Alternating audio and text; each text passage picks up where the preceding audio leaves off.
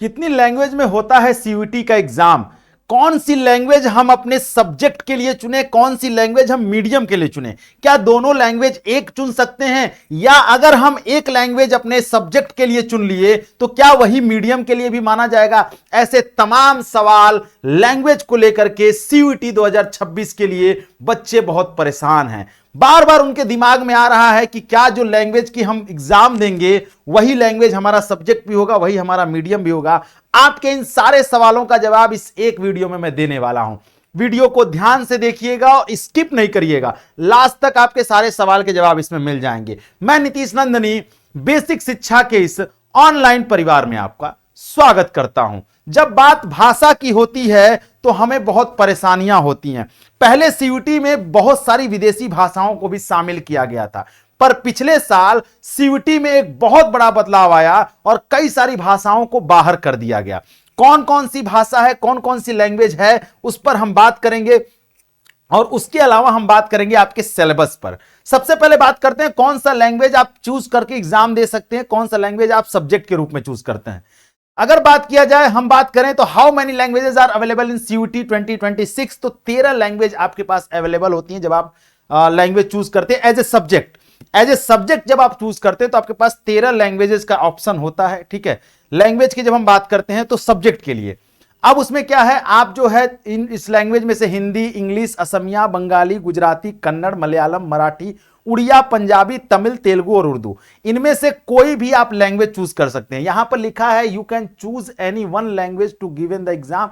Exam के लिए आप कोई एक लैंग्वेज चूज कर सकते हैं, ठीक है, कोई एक। लेकिन यहां पर एक चीज मैं और आपको बता दूं, आप 2 लैंग्वेज भी ले सकते हैं, कोई जरूरी नहीं कि आप एक ही लें। यहां पर आपके पास ऑप्शन है, आप 2 लैंग्वेज भी ले सकते हैं। सबसे ज्यादा जो लैंग्वेज चूज की जाती है वो चूज की जाती है, ज्यादातर बच्चे एग्जाम देते हैं इंग्लिश और दूसरे नंबर पर देते हैं हिंदी।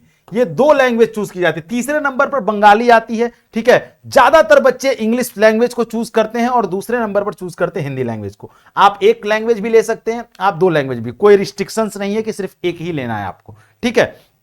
यहां पर इसलिए लिख दिया गया है क्योंकि ज्यादातर हम बच्चों को जब बताते हैं कि आप कॉम्बिनेशन चूज करिएगा तो कॉम्बिनेशन में एक लैंग्वेज रखिएगा, 3 डोमेन सब्जेक्ट रखिएगा, एक जनरल टेस्ट रखिएगा, तो एक मास्टर कॉम्बिनेशन बनता है जिससे किसी भी यूनिवर्सिटी में आपका एडमिशन किसी न किसी कोर्स में हो जाएगा। अगर आप चाहें तो आप 2 लैंग्वेज भी ले सकते हैं, इसलिए मैंने यहां पर आपको बता दिया, ठीक है।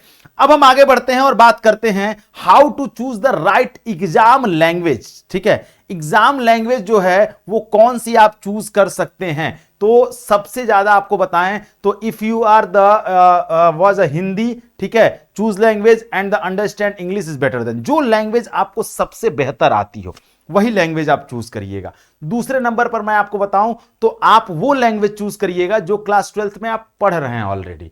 अगर आप हिंदी लैंग्वेज लेके पढ़ रहे हैं क्लास 12th में एज ए सब्जेक्ट, मैं मीडियम की बात नहीं कर रहा हूं, एज ए सब्जेक्ट जब चूज करना होगा तो जो लैंग्वेज आप पढ़ रहे हैं वही चूज करिएगा। इंग्लिश पढ़ाया आपने 12th में तो इंग्लिश लीजिएगा, हिंदी पढ़ाए तो हिंदी लीजिएगा, ठीक है। उसके बाद हम आगे बढ़ते हैं तो बात करते हैं डोमेन सब्जेक्ट। जब आप डोमेन देने जाते हैं तो डोमेन सब्जेक्ट में मीडियम की अब कहानी आती है कि कौन से मीडियम में आपका एग्जाम होगा। तो अगर आप लैंग्वेज चूज करते हैं, अगर आपने हिंदी लैंग्वेज चूज किया तो लैंग्वेज तो उसी सेम लैंग्वेज में आएगा। इंग्लिश लैंग्वेज चूज किया आपने तो इंग्लिश लैंग्वेज में आपका पेपर आएगा लैंग्वेज का। मीडियम में बात फंसती है कहां, डोमेन में और जनरल टेस्ट में। यहां पर क्या है, अगर आप हिंदी मीडियम में अगर कंफर्टेबल हैं, मीडियम की जब मैं बात करता हूं, अगर आप हिंदी मीडियम में कंफर्टेबल हैं तो हिंदी लैंग्वेज चूज करिएगा। अगर आप इंग्लिश में कंफर्टेबल हैं तो इंग्लिश लैंग्वेज चूज करिएगा। यहां पर एक चीज मैं बता दूं, अगर आप हिंदी लैंग्वेज को चूज करते हैं तो आपका पेपर हिंदी और इंग्लिश दोनों में आएगा। अगर आप इंग्लिश लैंग्वेज को चूज करते हैं तो आपका पेपर जनरली केवल इंग्लिश में ही आता है। अभी तक तो यही रहा है, अगर आगे से कुछ बदलाव आएगा तो वो आपको अपडेट किया जाएगा, ठीक है। तो लैंग्वेज आपका सब्जेक्ट और मीडियम दोनों अलग अलग है। मीडियम मतलब किस लैंग्वेज में आपका पेपर आएगा, सब्जेक्ट मतलब कि कौन सा सब्जेक्ट आप लैंग्वेज में चूज करेंगे, ठीक है। अब हम आगे बढ़ते हैं और आपको बता दें कि यहां पर आपको check the language preference on the university. अब जब कोई भाषा आप चूज करते हैं तो आपको यूनिवर्सिटी का थोड़ा सा ध्यान रखना होगा कि कौन सी यूनिवर्सिटी कौन सा लैंग्वेज लेती है। फॉर एग्जांपल मैं बात करता हूं, अगर आप बीएचयू से बीए करने जा रहे हैं तो आप वो कहता है आप हिंदी इंग्लिश कोई लैंग्वेज ले लीजिए एक, और एक जनरल टेस्ट का पेपर दे दीजिए, आपका एडमिशन हो जाएगा दोनों के नंबर को जोड़ के। लेकिन वहीं अगर आप जेएनयू से बीए करने जाते हैं तो जेएनयू कहता है एक इंग्लिश लैंग्वेज चाहिए और एक जनरल टेस्ट चाहिए, मतलब इंग्लिश कंपलसरी है। तो बहुत सारी ऐसी यूनिवर्सिटी हैं जो एज ए लैंग्वेज सब्जेक्ट में इंग्लिश को कंपलसरी कर देती हैं। तो आपको दिल्ली BHU JNU ये जो यूनिवर्सिटी हैं इनका आपका सिलेबस चेक कर लेना होगा कि वो कौन से लैंग्वेज को आपके सब्जेक्ट कॉम्बिनेशन में मांग रही हैं। ठीक है, can you change the language. और सबसे बड़ा प्रश्न आता है कि अगर भाषा गलत हो जाए तो मैं बदल सकता हूं उसको। बदल सकते हैं, वो जब फॉर्म भरा जाता है उसके बाद आपको फॉर्म के बाद आपको एक ऑप्शन मिलता है करेक्शन का, करेक्शन में आप उसे चेंज कर सकते हैं। अब बात आती है आपका सिलेबस क्या होगा। सिलेबस के लिए आपको कुछ नहीं करना है। CUET 2026 का अभी सिलेबस आया नहीं, 2025 के सिलेबस पे जाएंगे। ठीक है, तो यहीं पर CUET.NTA.NIC की वेबसाइट पर जाएंगे, सिलेबस पर क्लिक करेंगे तो यहीं पर आपको सिलेबस यहां पर आ जाएगा। यहां हिंदी, इंग्लिश, असमिया, बंगाली, गुजराती, कन्नड़, मलयालम, मराठी सबका सिलेबस है। अगर मैं यही हिंदी सिलेबस की बात करूं तो यहां पर आपको सिलेबस दिख जाएगा। पर जब आप सिलेबस में आएंगे तो आपको छोटा सा सिलेबस दिखेगा। जैसे इन्होंने लिख दिया है कि 3 टाइप के पैसेज पूछे जाएंगे।